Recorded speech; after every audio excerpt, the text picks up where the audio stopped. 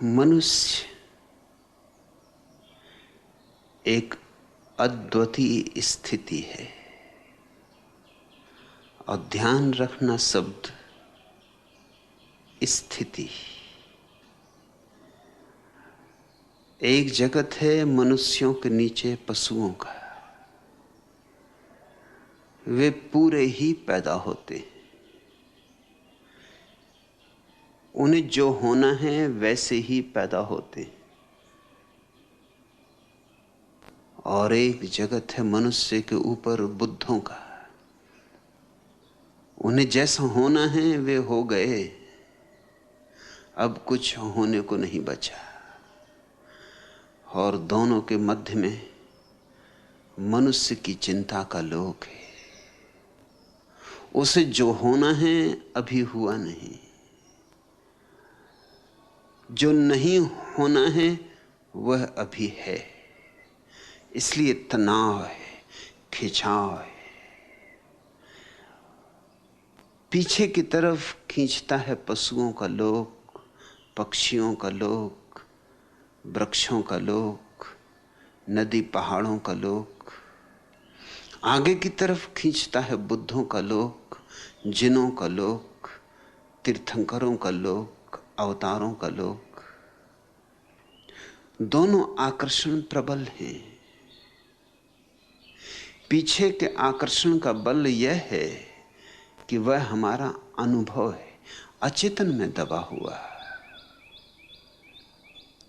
उन सारी योनियों से हम यात्रा करके आए हैं, वे जानी मानी हैं, परिचित हैं। उन लौट जाना आसान मालूम होता है। इसलिए शराब और शराब जैसे मादक द्रव्यों का इतना प्रभाव है। शराब की खूबी यही कि थोड़ी देर को तुम्हें तुम्हारी आदमियत से नीचे गिरा देती, तुम्हें फिर वापस पशुओं के जगत का हिस्सा बना देती। वही शांति, वही सन्नाटा, वही निश्चिंत भाव सुखद मालूम होता है, लेकिन वापस तो लौटना ही होगा। थोड़ी बहुत देर नशे में डूबकर फिर वहीं लौट आओगे जहां थे, और भी ज्यादा चिंताओं में। क्योंकि जितनी देर तुम बेहोश रहे चिंताएं बढ़ती रहीं। चिंताएं तुम्हारी बेहोशी की फिक्र नहीं करती। फिर रोज रोज ज्यादा शराब, ज्यादा मादक द्रव्य लेने होंगे, क्योंकि तुम उनके अभ्यस्त होने लगोगे। लोग इतने अभ्यस्त हो सकते हैं कि तुम्हें पता ही ना चले कि वे पिए हुए। मेरे एक मित्र हैं, पुराने पियक्कड़ हैं, गहरे पियक्कड़ हैं। उनकी शादी हुई, 5 साल बाद उनकी पत्नी को पता चला कि वो शराब पीते, क्योंकि एक दिन घर वो बिना पिए आ गए। जिस दिन बिना पिए आए उस दिन पता चला। रोज पी के आते थे तो बिल्कुल स्वाभाविक मालूम होते थे, बिना पिए आए तो थोड़े डगमगाते थे, थोड़े अस्त व्यस्त थे, थोड़े बेचैन थे।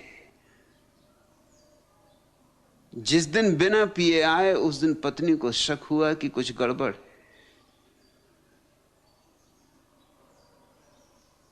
मैं उनसे वर्षों से परिचित हूं। कितना ही उन्हें पिला दो, तुम ऊपर से जांच करके बता नहीं सकते कि वो पिए हुए। अभ्यस्त हो गए, शरीर ने इस नए रसायन को सीख लिया। और फिर लाख भूल जाओ, भूलने से चिंता मिटती नहीं। चिंता तो अपनी जगह खड़ी है, और चिंता मनुष्य की दुश्मन भी नहीं, उसकी मित्र है।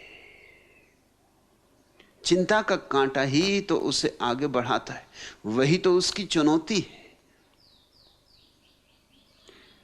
सोम रस से लेकर ऋग्वेद के, आल्दुअस हक्सले के एलएसडी तक, आदमी निरंतर इस बात की खोज की है कि मैं वापस कैसे लौट जाऊं।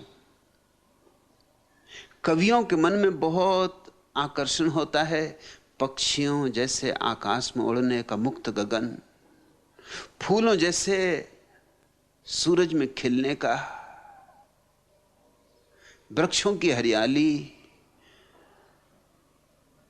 नदियों का कलकल नाद, सागर में उठते तूफान और आंधियां, आकाश में गरजते बादल और कड़कती बिजलियां।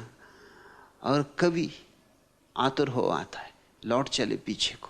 यह आकस्मिक नहीं है कि कवि, चित्रकार, संगीतज्ञ आम तौर से मादक द्रव्यों में उत्सुक हो जाते।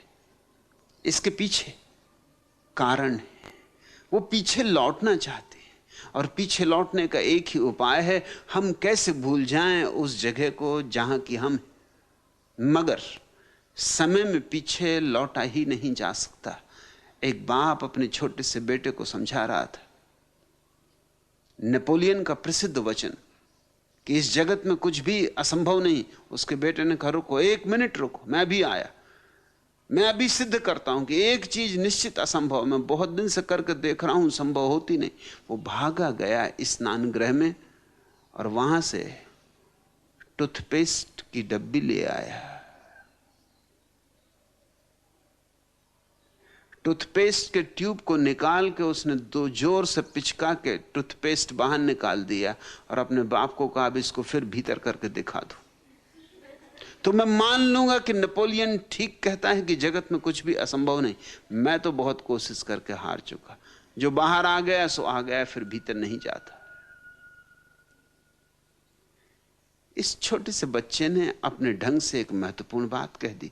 छोटे बच्चे कभी कभी बड़ी महत्वपूर्ण बात कह देते। इसने यह कह दिया कि कुछ चीजें वापस नहीं लौटती और समय तो निश्चित ही वापस नहीं लौटता है। कोई उपाय नहीं है समय की यात्रा में पीछे जाने का। तो आदमी आगे ही जा सकता है, पीछे नहीं। पीछे जाने की चेष्टा में जितना समय गंवाया, व्यर्थ गंवाया। उतना समय अगर हम आगे के पड़ाव की तलाश करने में लगाएं तो चिंताओं के पार हो सकते हैं, चिंताओं का अतिक्रमण हो सकता है। मनुष्य के भीतर बुद्ध होने की क्षमता है। आया है पशुओं के जगत से, मगर लेकर आया है गीत बुद्धों का।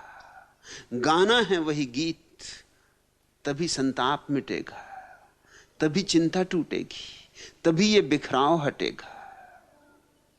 हम इस दुनिया में जरूर हैं, मगर हम इस दुनिया के नहीं। हमें आगे जाना है, हमें पार जाना है। पार का बुलावा प्रतिपल आ रहा है। दूर का किनारा पातियों पर पातियां भेज रहा है। कब तक अनसुनी करोगे? कब तक पीठ किए रहोगे?